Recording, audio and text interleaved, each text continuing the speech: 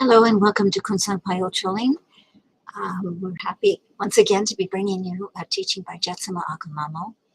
This is part 2 of the one we saw last Wednesday, Guide Your Life with Right Thought. And it's part 2 out of 3.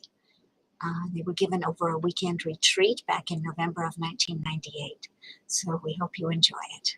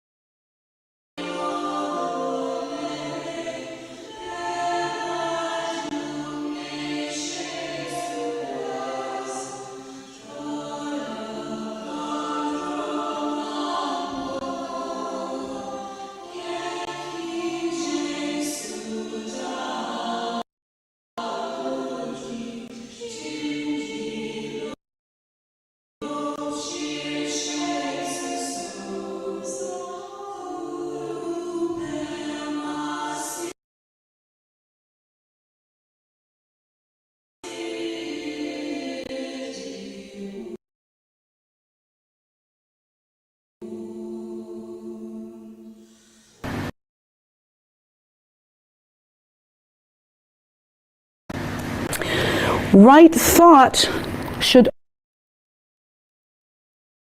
always lead to recognition.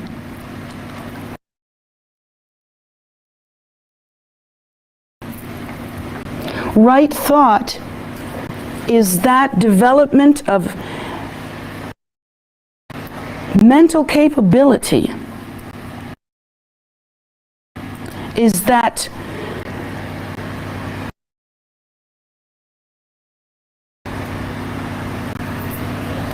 accumulation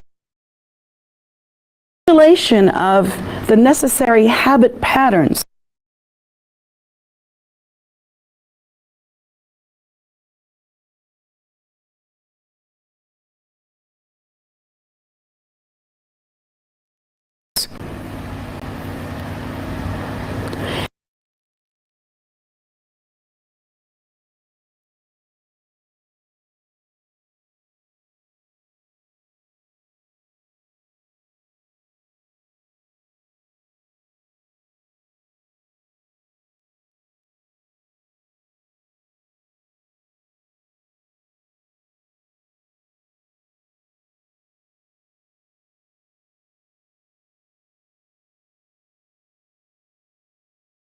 in order to bring out the state of recognition.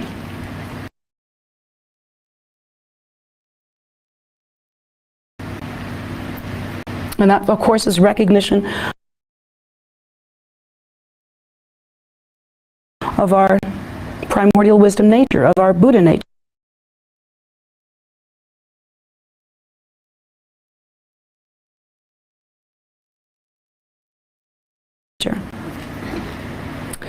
So how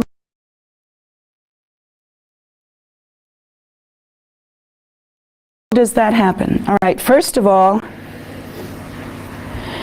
the Buddha teaches us that we should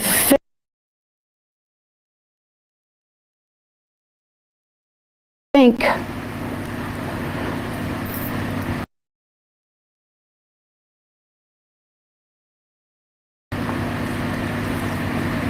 about the flaws of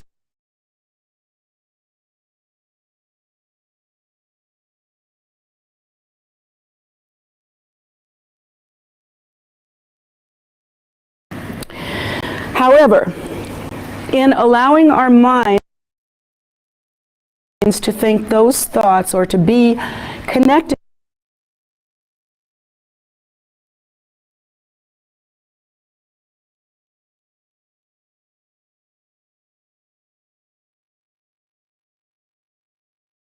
with and involved in those thoughts that only produce some sort of temporary result, that only produce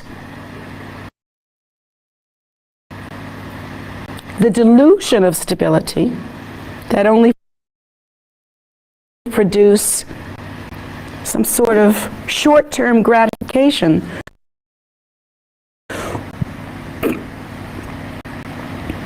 that will have no good effect on our practice, and we will be again like that rudderless boat that can't negotiate. If you're making no choices about the content of the mind, then you are making no choices about what karma is ripening and coming forward. You have no power. Zero power. But the key to right thought, and the reason why the Buddha has given us this method, is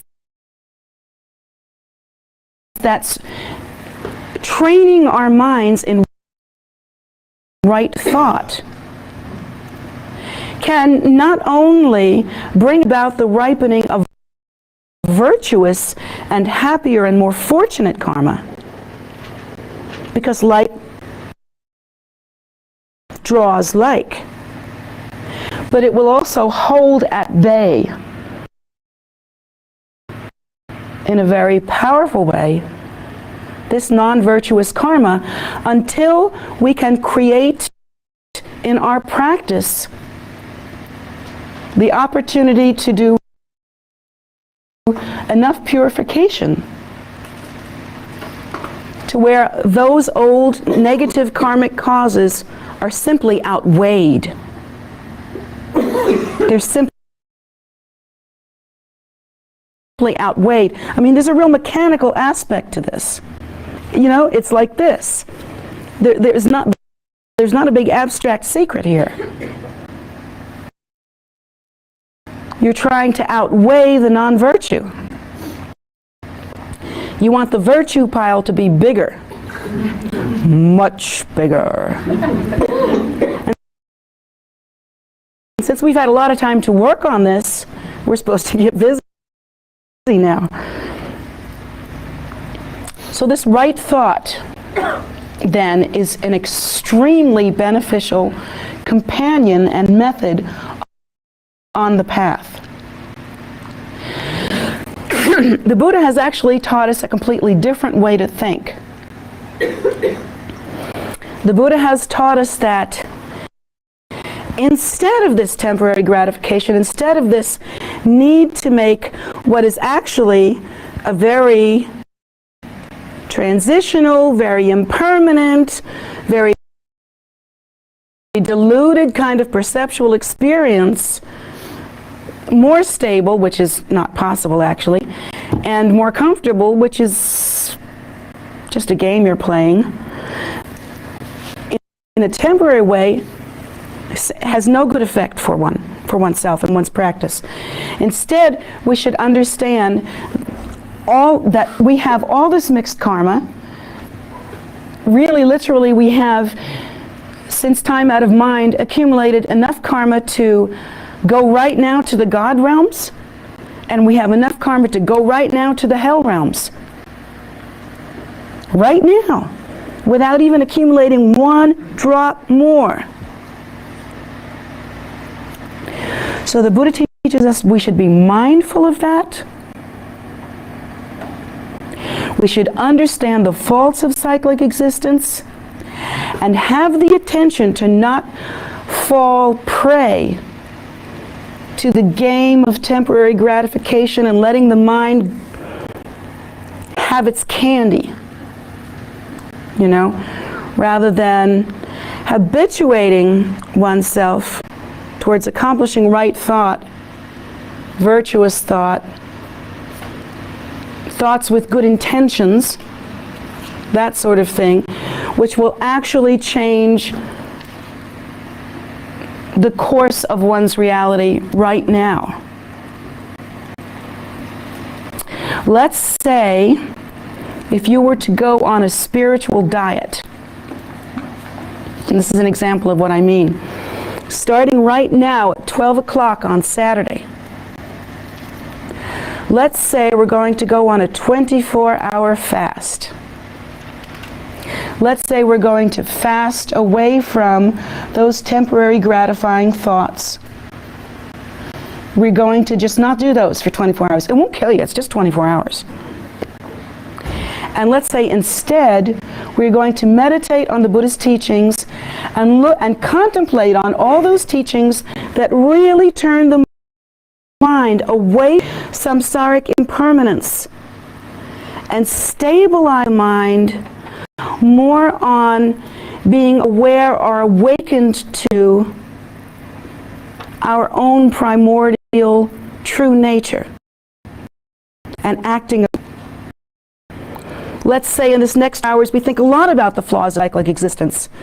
How easy it is to be going along just skippity-doo-dah. We're doing great, we're doing happy. And all of a sudden, samsaric existence is just behind off. And it could happen right now. It could happen right now. You could stop breathing. You could right now. Something could happen in your life that changes everything. I mean, you know that things like that have happened to you already. So let's say that we start thinking like that. And what we're doing here is we're weaning ourselves, weaning ourselves away from that kind of samsaric, deluded, temporary thinking. And gearing our, civilizing our minds in a more clear awareness of our nature and how to act in accordance with our nature. If you could possibly do that for 24 hours, you will change your life. In Tibetan Buddhism, we have many such practices. We have like Nyungne, which is a fasting and contemplative kind of practice that one does periodically. And you can even wear the robes while you're doing it so that you completely take yourself away from the ordinary world for say 24 hours and put yourself in this other environment. If done well and with good depth, this 24-hour kind of practice can change your life forever. Well, forever. We don't like that word in Buddhism, do we? It'll change our life now. So, how does that happen? See, again, we never do an activity like that. We would never contribute 24 hours like that to our unfolding because we really don't see how that can help. I mean, just mentally, we don't get it. How can that help? I mean, we'll just go back to our old habits after that. How are you going to create a new habit in 24 hours? Well, from what I've just told you, again, here you are with your mind stream containing the currently ripening karma that it does. And you've got all this negative and positive karma since time out of mind floating around out there, just itching to come forward, give me a chance, make my day. And so you spend this 24 hours in right thought, right intention. What can happen, and the way this can change your mind, the way that it probably will change your mind, your world, and your reality, is that it will ripen, it will vibrationally connect to and ripen virtuous karma that you have accomplished in the past and create for you kind of like a clear space. The mind the way you think your mind is, the way you recognize yourself to be, is really only the condition of your mind stream with floating bubbles of karma. That's all it is. It's the content of your own karmic and habitual tendency. Just sort of coming to the surface of the mind stream. So that's what you call you, and you think it's very solid and permanent. But it's changing moment by moment. Constantly changing. You're not the same person one day that you are another. You know, 10 minutes ago, you might have been a very different person. Because what's ripening is coming to the surface, and that expresses as the content of the mind stream. Yet to us in our delusion, it seems perfectly solid, perfectly secure. This is who I am, and I've always been this person since 1949, and I'm going to be this way until I die. When all you have to do is look in the mirror and see you don't look the same as you looked 20 years ago. How can you possibly be the same person?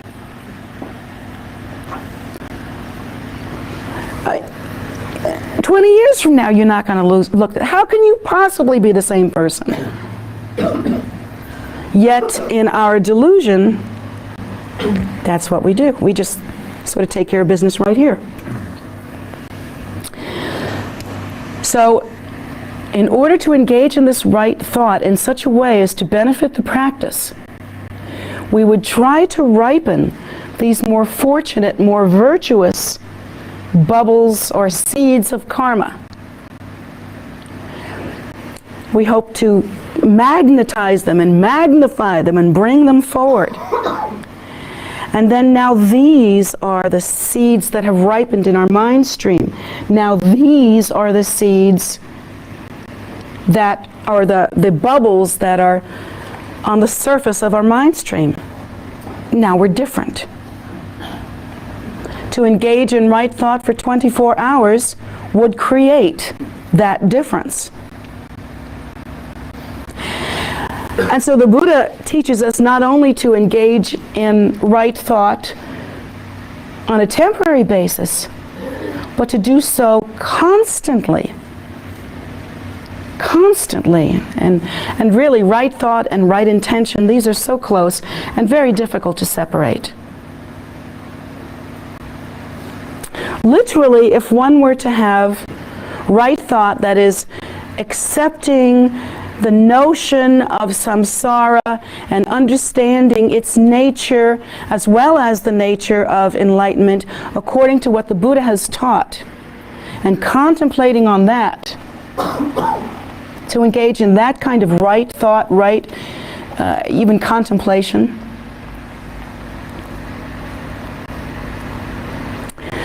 then what will happen is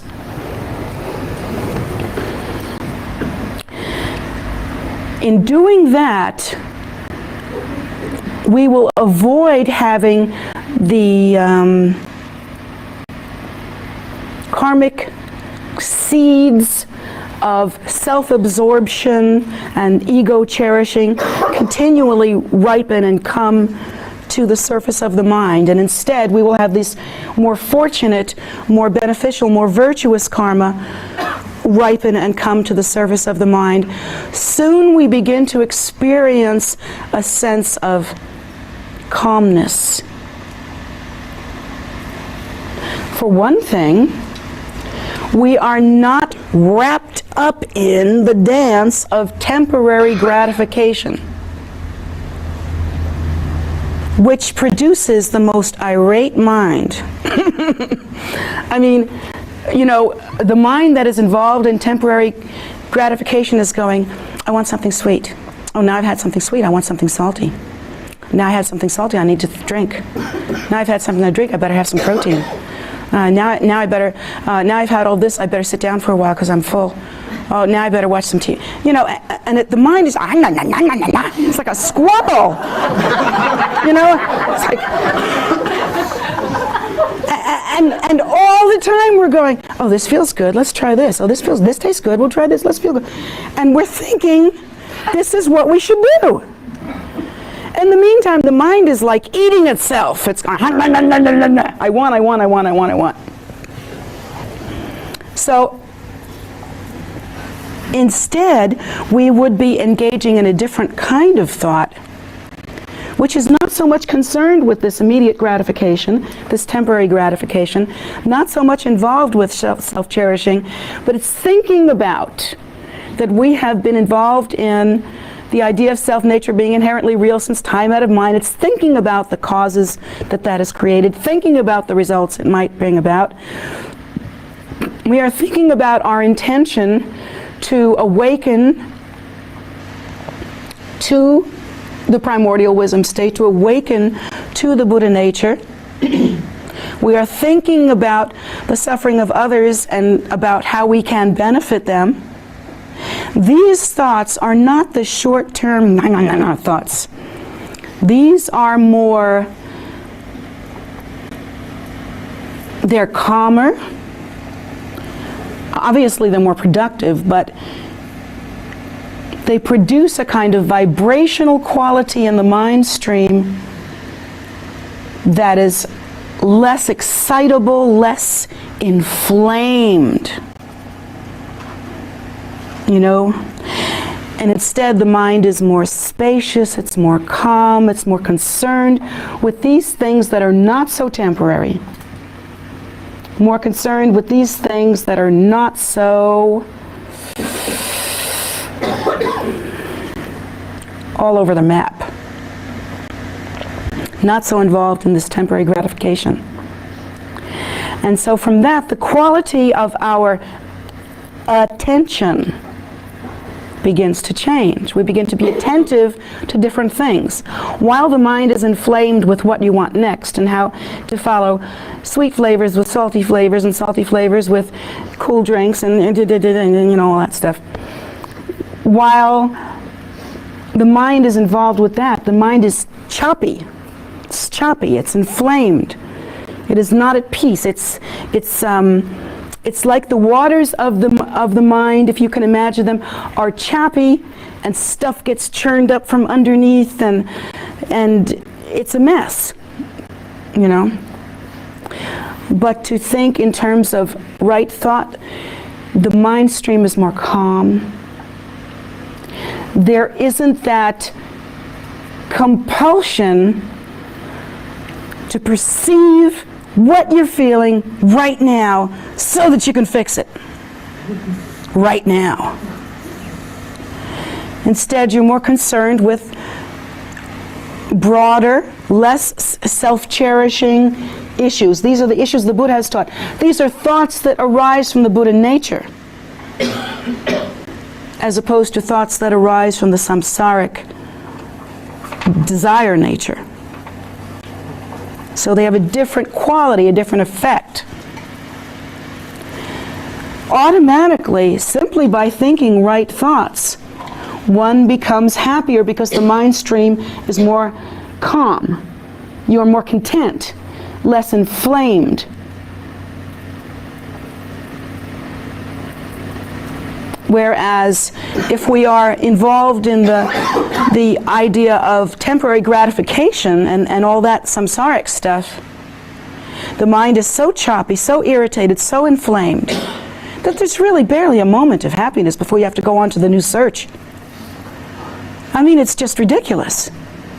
And you know that from your own experience. It's like, when does it end? I mean, so many of us, and really all of us, spend so much of our lives obsessed with how we feel. I'm feeling this, I'm feeling that. I have a pain over here. I have a pain over here. You know, I'm feeling this, I'm feeling that. This fits this way, this is the... And we're so upset. It's like we're constantly monitoring how we feel. And of course, monitoring how we feel, this kind of temporary gratification of our thoughts to try to feel happy or try to feel good, to try to counteract the feeling that we're having, or to enforce the feeling that we're having. You know, this kind of thing is creating the mind even more inflamed, even more choppy, and happiness is not possible. The only thing that one feels is the constant search for that thing that's going to change the way you feel now, or some way to hold on to a temporary good feeling. And so that is the textbook method as to how to produce unhappiness. Because it's so desire-oriented. It's so biased on the idea that you've got to have something to keep yourself happy right now in a stable way, even though that's not possible. It's so based on delusion, it simply doesn't have the capacity to bring a good result. Again, if we're doing this, practicing this right thinking, we have created in our mind stream a kind of spaciousness with the potential to practice.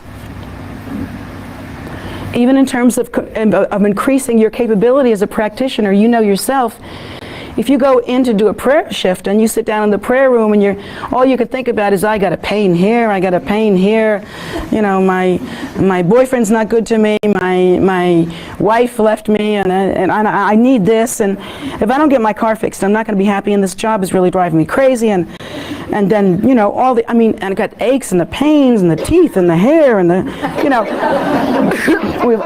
just all this stuff going on. You can't practice. You can't practice. There is no practice. Because the mind's just sitting there going, just chewing you up. Whereas with the inclusion of right thought in your everyday activity and some concentration on the contemplations the Buddha has given us, the mind quality is entirely different.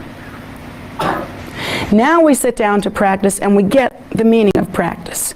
We see the reason for it. We see that there's a goal here. We're not sitting down to practice because she said so. We're not sitting down to practice because it's cool to be a Buddhist.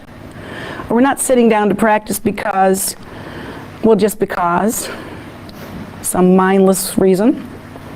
We're sitting down to practice because we wish to change the quality of our mind stream in order to make progress, in order to become enlightened, in order to liberate sentient beings.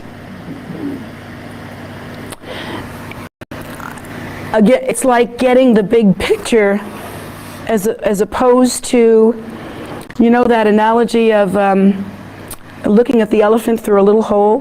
One sees the trunk and it seems like, you know, a snake, and one sees the foot and it seems like a, you know, a big object, and one sees the, you know, it's just that you can't recognize the elephant when the mind is that irritated and that self-involved with these small concerns. So this having right thought is and should be a part of one's practice. Unfortunately, and the reason why I'm making such a big deal about this is that we don't do it. And if we do it, we don't do enough of it. The only time we'd be really doing enough of it is if we could somehow manage to do it constantly, to where the mind was truly calm. So this right thought is something that we should adhere to and try to practice in the best way possible. Now, many of you are taking Ngundro practice. You have the perfect opportunity to do that because you have the contemplations that are associated with Ngundro. But please don't limit yourself to only that. The Buddha has given many teachings. There are many ways to understand the faults of samsara. Many other words to use and expressions that one can give rise to that make the understanding more deep. But to understand oneself as that which requires constant manipulation of the environment in order to attain some kind of self-gratification, in order to maintain some sort of temporary hit. This is something that produces literally no happiness, takes away the option of happiness, and produces a very tense and narrow focus and mind, and prohibits practice which can bring about the ultimate relief. So here we have a choice. As a practitioner, what's our choice going to be? Here's a guidepost that you might be able to use. If you're thinking like the Buddha thinks, then you're in a state of wisdom based on the awareness of ourselves as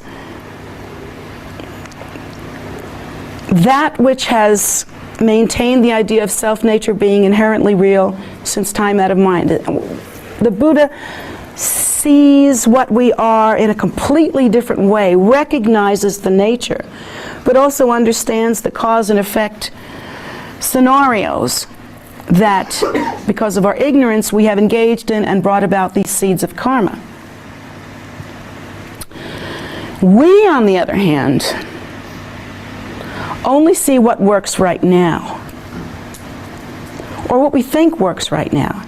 But we're usually wrong because we don't really understand the nature of time. To us, time is a very finite, linear thing, and it's from here to here. We don't understand any of this. So we really can't tell what's going to work. But that doesn't stop us from doing what we think is going to feel good right now. It's going to work right now.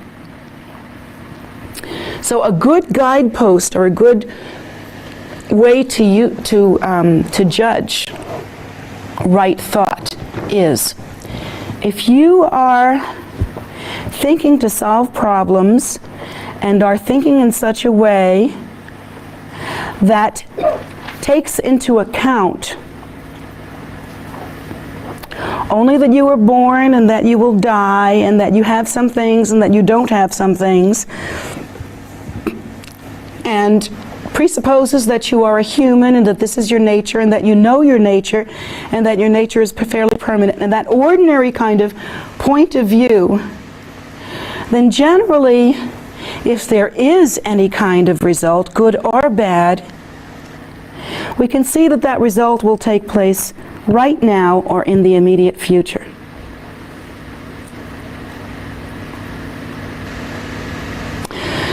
Now, if we are adapting the Buddha's view more closely, if we are adapting the Buddha's view and we are understanding ourselves to be the very nature that is the Buddha, but in a spin of delusion because of this idea that self-nature is inherently real, if we kind of understand that, kind of understand what we have at our command, both good and bad in terms of karmic seeds and potentials, and if we get the big picture and make choices and have our thoughts based on that, the result will not be immediate and probably will not occur in the immediate future. But in understanding our nature, we understand how temporary and impermanent this moment is. And we discover that it's a lot smarter, a lot wiser, to not so much concentrate on the necessity of gratifying ourselves right now, but rather to think, what effect will this have when I enter the bardo? What effect will the activity I'm doing right now, what effect will it have in my next life?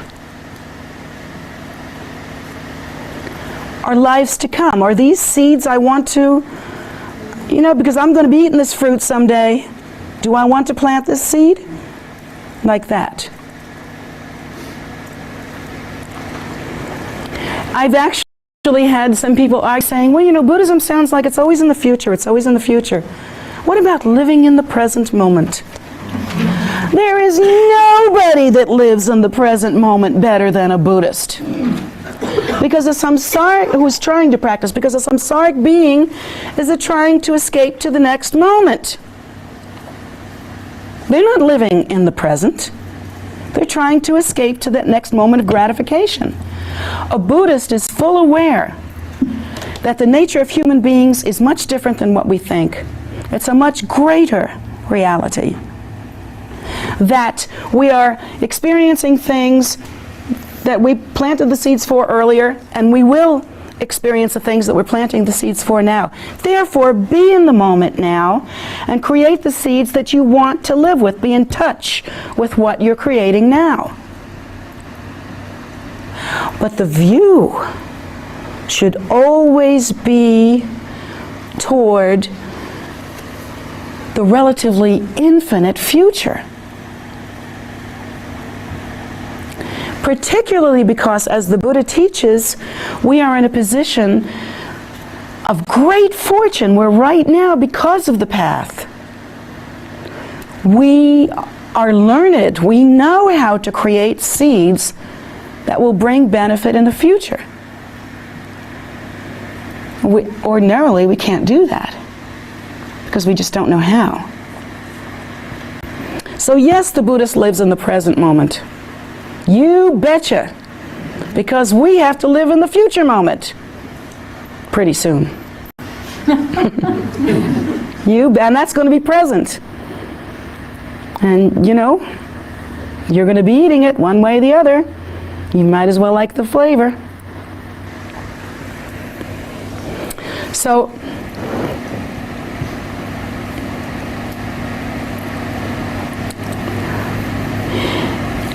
if therefore we ever come up to a kind of personal choice, and you know, I mean, we're fooling ourselves if we think we don't come up to these personal choices every day, every hour, every minute. We think only when we come to crisis in our lives have we come to these personal choices. But we make personal choices constantly. I mean, all the time. And that's why right thought has to be practiced all the time. But let's say we make some sort of, and I'll use an outrageous example, let's say we make some sort of personal choice that, I don't know, let's say, well, it's an interesting thing about human beings. Let me add this real quick. Our determination of love. What love means to us is temporary gratification. Really, if we were to practice actual love, it would be more like faith and devotion. More like what you offer the three precious jewels. It wouldn't be, I'll do this so you'll do this to me, and we'll both feel good. That really isn't love. That's something else. I don't know what that is. Love does not rely on condition to change it. Love is more like, love in its truest sense is more like faith and devotion in that it assumes goodness. It assumes the nature. Like we assume the nature of the three precious jewels. We know that the Buddha arises from this primordial wisdom state. We assume that. And so we have a natural faith and devotion. Whereas with our love relationships, basically, I'm going to love you as long as you love me the way I want you to.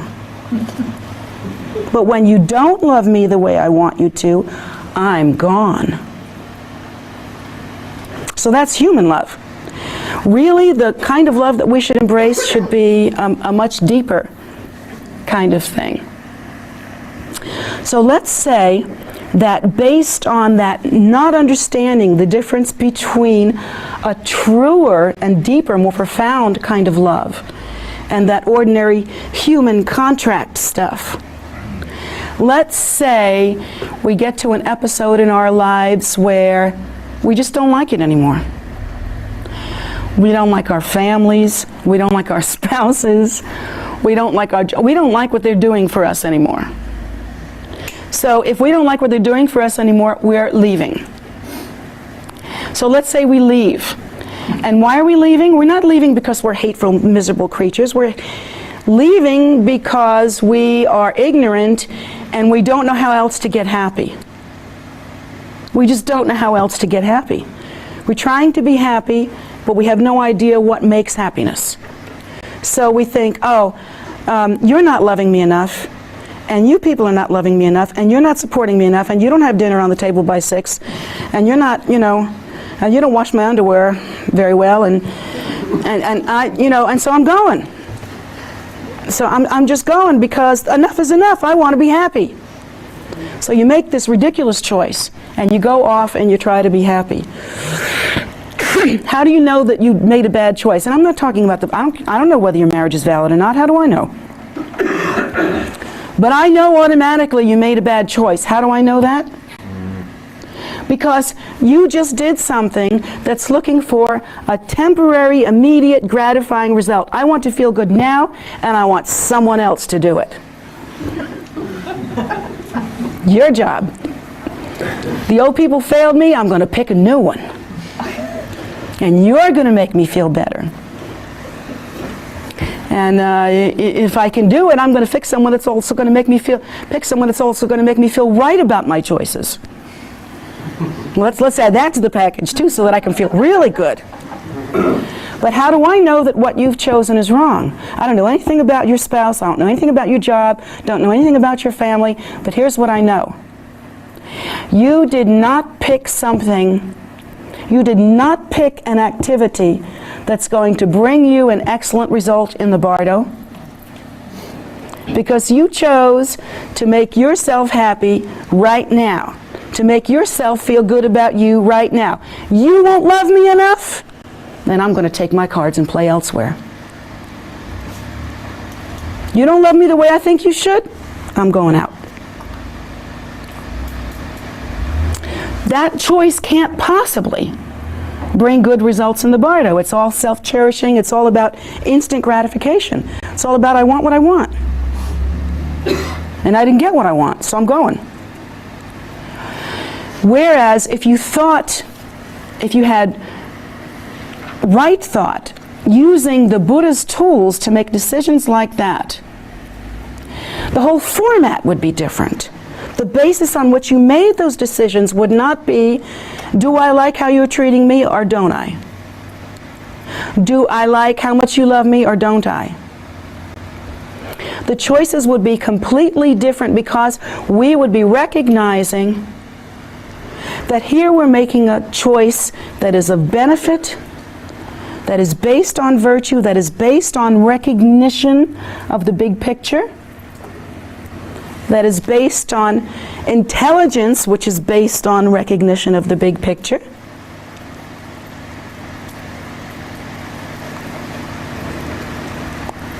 And so the choice that I'm making now, I will gladly reap the benefit of it in the bardo, in my next life, and in other lives to come. Because I'm free now to make this choice based on the awareness that I can either choose something samsaric in order to get some sort of feel-good hit, or I can choose something meaningful and profound. And perhaps that is to set the task before me of making it less important, the love that I get from you, than how important it is that I love you properly. That's a choice. Hey, that's a choice. And that one's going to bring benefit in the future.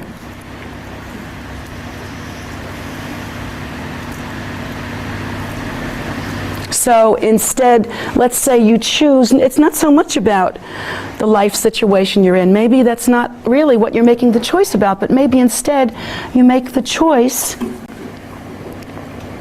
of saying, wait a minute, I think what I'm going to do to solve this problem is to give more love. I'm going to be steadfast in my love. I am going to love so much that the circumstances turn around. And they will too. They will. Unbeatable force. I'm going to be constant. I'm going to love so hard. And I'm going to get the big picture. This is a family that I have karma with. There's reason here. There's something here. Let me see what I can do. let's see what we can fix up here. It's a different way of thinking. It's a different way of considering. Now, what you've also done at the same time is you have practiced. Maybe it wasn't formal practice. Maybe you didn't even realize that's what you were doing, but in engaging in right thought, right intention, using the Buddha's contemplations to turn the mind, and acting accordingly, that actually is a practice that will bring about calm in the mind stream, relaxation, because the nature of pure thought and pure intention and compassion and loving kindness is smooth and spacious. Whereas the nature of, I'm going to get mine now, damn you, that is choppy, inflamed, whacked out. You can't possibly become saner making choices on that basis. You just get crazy as a loon. Crazier and crazier and crazier. And pretty soon you get to the point where you have no idea how to make yourself happy. You're just grabbing. And then you start short-circuiting everything. Because you're out of control. You're whacked out of control. Because the mind quality is like zzz, choppy. So this is why the Buddha has carefully indicated to us that we must contemplate these thoughts always, always, always, and always think the way using the ideas and images that the Buddha has given us. Right thought is about thinking of ourselves in the way the Buddha has indicated we should think of ourselves. Thinking of others in the way the Buddha has indicated we should think of others. Thinking of samsara in the way that the Buddha has indicated we should think of samsara. And having the pure intention to awaken in wisdom the way the Buddha has indicated we should. That's right thought, and that's a correct form of practice. Always I have said that you should constantly be thinking about the Buddha's teachings in a humble way, because really that's the pure way of practice. But do you understand? It's the only way to practice.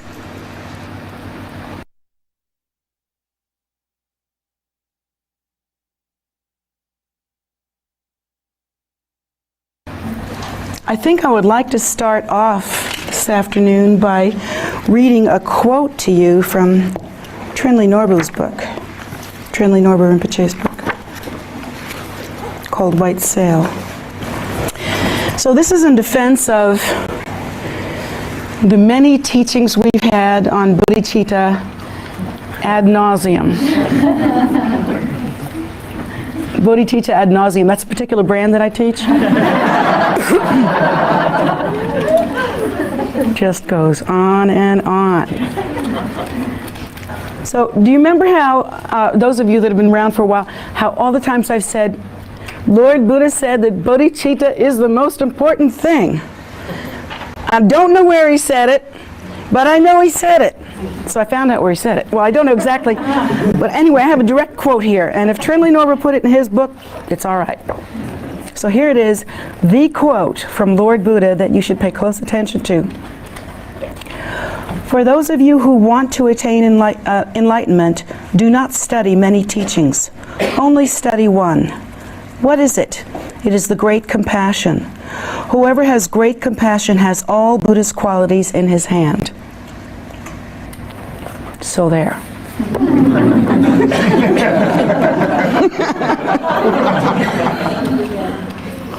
I think that just about sums it up, don't you? We can go home now.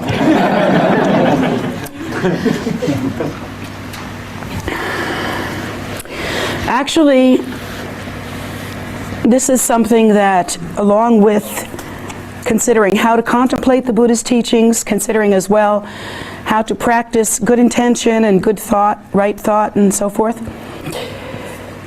how to accumulate wisdom and knowledge, everything, all of the directions that one takes on the path of Dharma can be condensed into the bodhicitta. And everything all the wisdom, all of the content, all of the value, all of the nectar of this path is expressed as the bodhicitta. Now, for so many of us, we make the mistake of thinking that if we can get the technique down, or if we can meditate a certain amount of time every day, and if we can maybe go and get a lot of teaching, and maybe take lots of empowerments and lots of teachings, and we keep thinking that to do these things will get us further on the path of Dharma. Well, that may be true, so long as one has given rise to the bodhicitta, so long as one practices and studies on the bodhicitta and makes the bodhicitta the main intention of one's practice. That's the part that we often forget. So our intention on this path is everything, absolutely everything. In order to practice more deeply, in order to get any result at all, the intention is everything. When we practice Dharma, or when, actually I should say, let me backtrack, when the Lamas teach us Dharma, they, as you know, teach us bodhicitta again and again and again. And a lot of times you'll come in expecting to have a big, delicious, delectable, very high-level tantric teaching, and it's going to be on nature of mind and all those really exciting things. So you come in and the Lama spends about this much time on bodhicitta and motivation, and about that much time on the nature of mind. And everybody thinks, oh, what a ripoff. All this compassion and no nature of mind. Let me explain to you why you're wrong. I love to do that, you know? So much fun to sit up here in my box and explain to y'all why you are wrong. So let me do that one more time. Lest you get too confident on the path.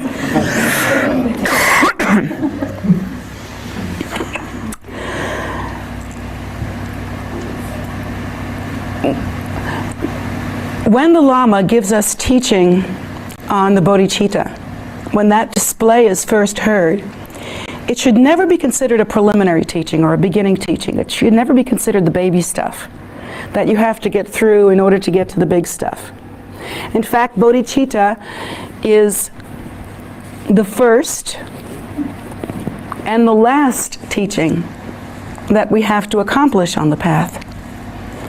It pervades the path.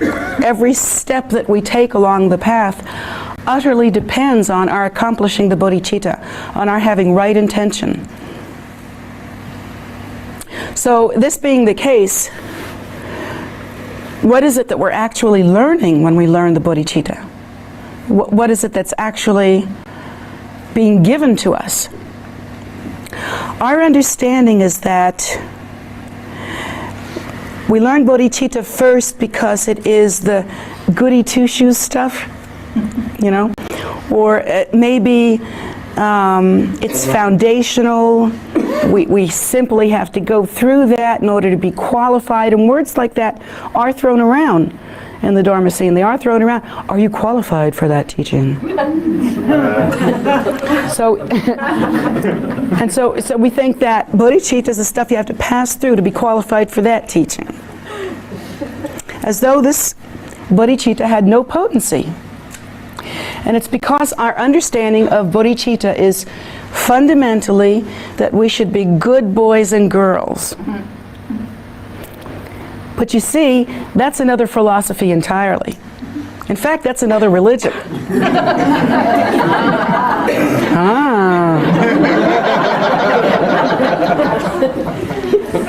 It's not to say that we shouldn't be good little boys and girls, but it is to say that our understanding has to go a great deal deeper than that. Because when we are given teachings on the bodhicitta, we are being given teachings on the nature of mind. They are different than the formal teachings on nature of mind that are set out in all that great highfalutin technical language. But in essence, they are the very same. And that's because, well, we should look at it two different ways. First of all, when we try to understand what the bodhicitta means, we can understand it in these ways. First of all, the bodhicitta should be understood as the awakening nature. It's awakening. It's moving towards awakening. And the bodhisattva is an awakening being. But awakening to what? Are we talking about smarter and smarter? Are we talking about better and better? No, those are samsaric ideas. Those are samsaric concepts. And those are the ones that we try to measure by, and those are the ones we've been taught to think by.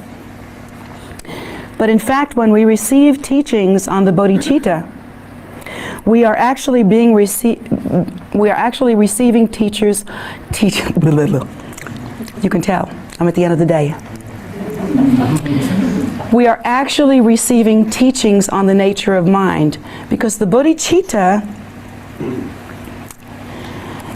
is more to be understood as the display of the primordial wisdom nature. In the sense that as the Buddha has come to the world, and as the Buddha has brought his teaching to the world, he has brought the path of Dharma. This very path of Dharma, this very gift that he brought to the world, is enlightened intention. It's the Buddha's wisdom. It arises not from samsara, not from worldly measurements and worldly issues, but rather from the Buddha's innate wisdom. And so, all that we see on the Dharma path is actually a display of the Buddha's nature. Again, a display of the Buddha's intention, display of the Buddha's compassion, display of the Buddha's wisdom, display of the Buddha's knowledge. All of the teachings, if we look at them, are kind of like an emanation display of what is intrinsically the Buddha nature. It's as though if you could imagine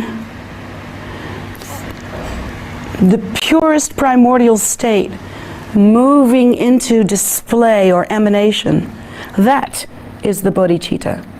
So therefore, the appearance of our teachers in the world, who can bring to us the Dharma path, who can provide for us this method that Lord Buddha taught so long ago, who can propagate and perpetuate the teachings throughout time, this is the bodhicitta. This is the very display of the bodhicitta. So the bodhicitta is not just like the Ten Commandments. I know for those of us that have crossed religious thresholds, we have a little trouble with some of that old stuff, but it's not like the Ten Commandments. Do this, do this, do this, and don't do this, don't do that, don't do that. It's not like that. It should be understood much more deeply as the very essence, the very display, the very emanation of the Buddha's primordial wisdom, of our fundamental nature as well. So to give rise to the bodhicitta is to give rise to the awakening mind. It's not just being kind. Being kind may be considered some kind of outward expression. Being concerned with what the Buddha is concerned with, which is the liberation and salvation of all sentient beings. Being concerned with the condition of beings and how difficult it is for them to make progress, to understand how to bring about happiness rather than a bad result. This is something that we remain concerned with, but in effect, it is a display of the bodhicitta. But to think that it is all that the bodhicitta is, that simply to just let yourself hang out in those surface level thoughts, thinking that kindness is bodhicitta, period. That would be like saying, this note is that symphony. You'll find it in that symphony, It's in there many times, but it is not that symphony. So the bodhicitta is the awakening state.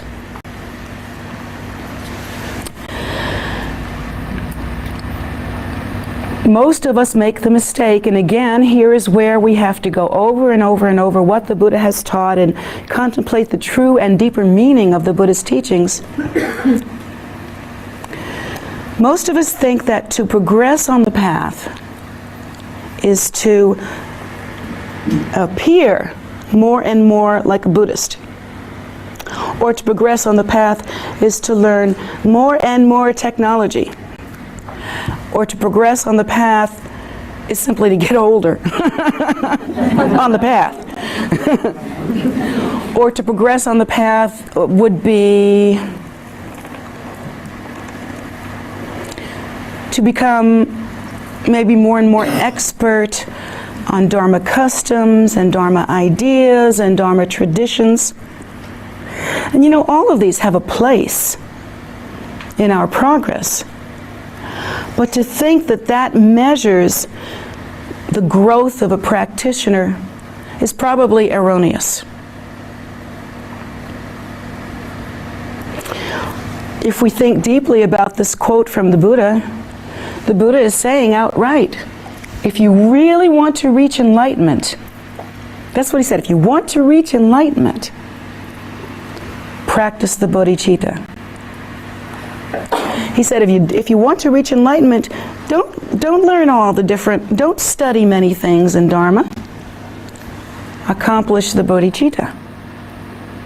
So what's being said there, if you think about that, if you play with that in your mind a little bit, it's kind of like he's saying, if you don't want to practice enlightenment, but would prefer to be a very good practitioner, then practice all the different practices and forget the bodhicitta.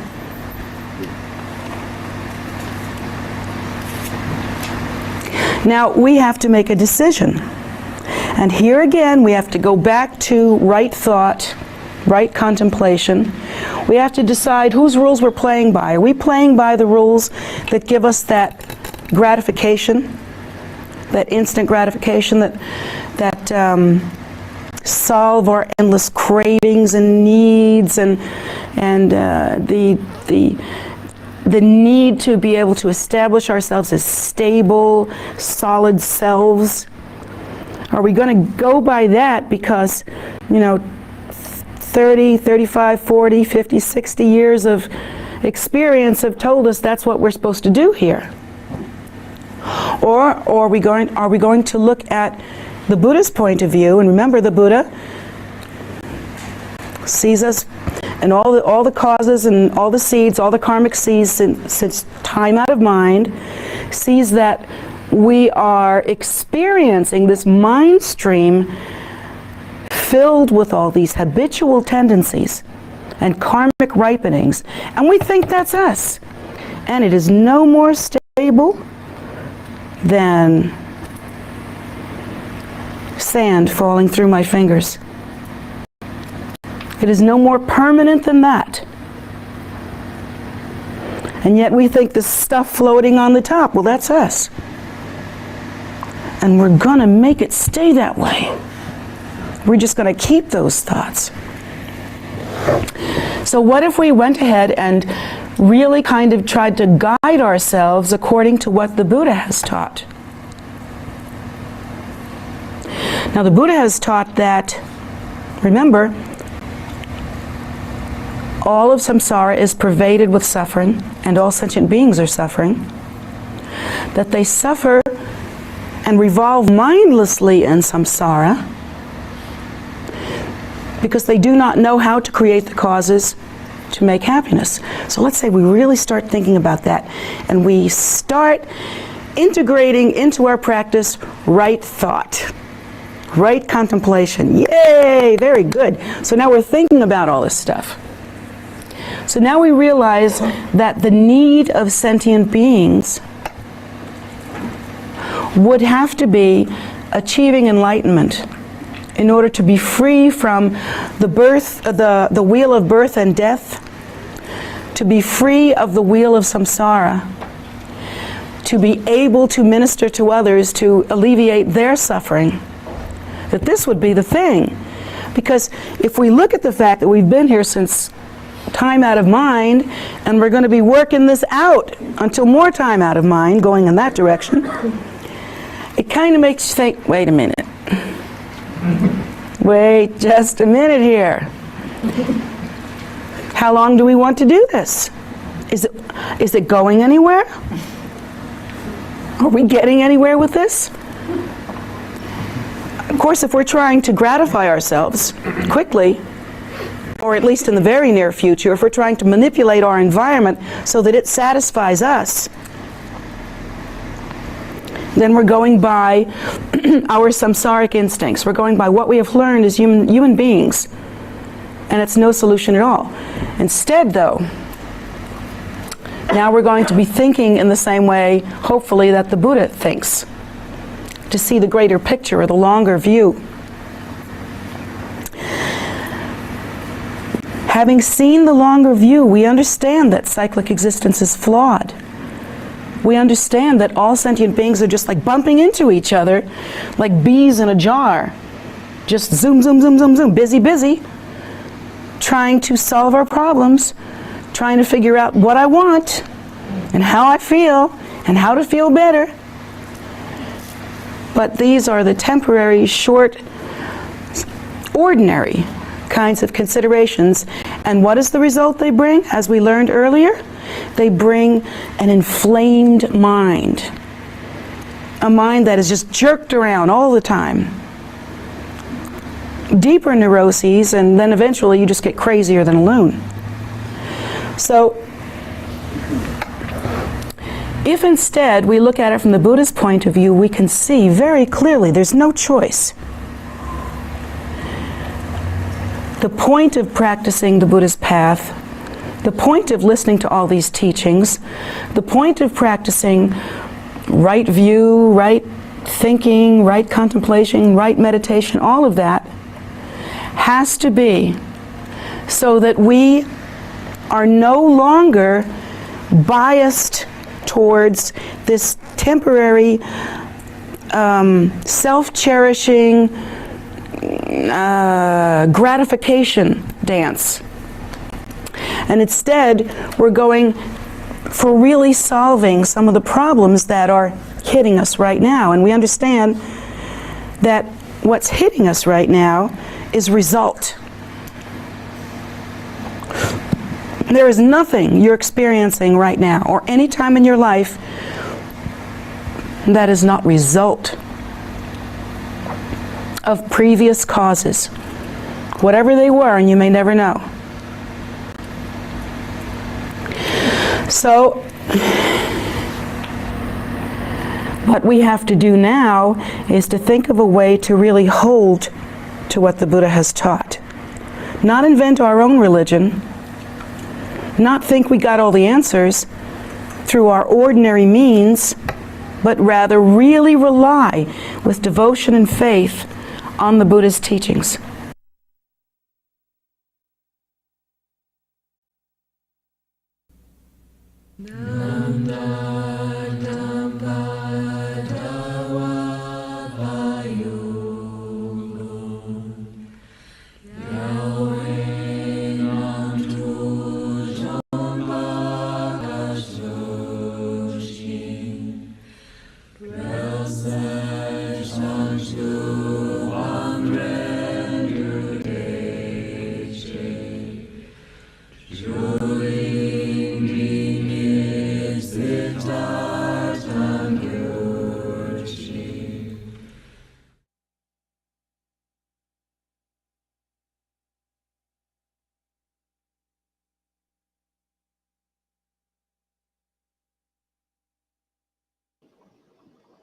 Thank you so much for joining us, everyone.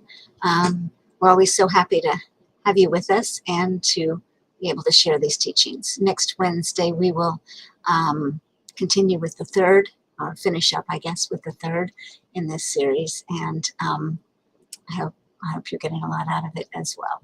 So, in addition, this is we have so many different things on so many various channels that I always forget. It's Sundays at 11 and Wednesdays at 7:30. We have the teachings by Jetsunma, as you know, because you're here on YouTube. Meditations we have also on YouTube, Saturdays and Sundays at 10. Food offering, so we call it soak, the food offering ceremonies we have generally Monday through Friday at 5:30 and Saturday at noon and Sunday at 2. Sometimes that changes because we have longer ceremonies twice a month for special holidays, and sometimes there are extra holidays in addition to those. So just, you can check out our calendar on tara.org. Look under Meditate, Pray, Study, and you'll find calendar listed in the drop-down. So you can go there. Also on Facebook Live every night, 7 p.m., we have a condensed medicine Buddha practice that was created by Jetsunma during the beginning of the pandemic and meant to address all the kinds of suffering that people are going through in this time. And so with all of that, you know, we hope that you have some food to keep you going through the week, at least in the realm of Dharma. We may also have some other things online. Just keep checking the calendar. We have a beautiful Go Rinpoche statue that we may be able to show some video of a little bit this week. And we'll see how that all goes. So there's that. And if you want to make a donation to Jetsunma, you know, we're coming up on Sakadawa, which is next Tuesday. The Buddha's birth, enlightenment, and parinirvana is celebrated on that day together. It's really kind of, they all happen during a month's time, but that's the celebration day. And but you can go to Jetsunma's PayPal account. It's in the chat, jetsumagift@gmail.com. So please join us in whatever way you can. If you have any questions at all ever, just send them to us at kpc@tara.org, and we will do our absolute best to answer. So again, thank you, and be well, and be safe. Oh, and if you're nearby, come visit us outside. There's just a lot going on outside. There's gardens where we harvest the crops and feed them, you know, to the community, the people who need it. We also have classes involved in that garden where we teach people a lot about, you know, personal gardening. And goodness knows I've learned a lot. And in addition, we have animals in the back you can pet. And probably the most important thing is the outside, the energy of all the statues and stupas on the land here and across the street. It is a beautiful place for meditation, for walking, for just being. And until the temple gets open, when this COVID drops down a little bit, because we are in a surge right now in this area, so we can't let you inside, unfortunately, but outside you should find quite a bit of relief and comfort, and we hope you do. So enjoy it, and we love you all. Take care. See you soon.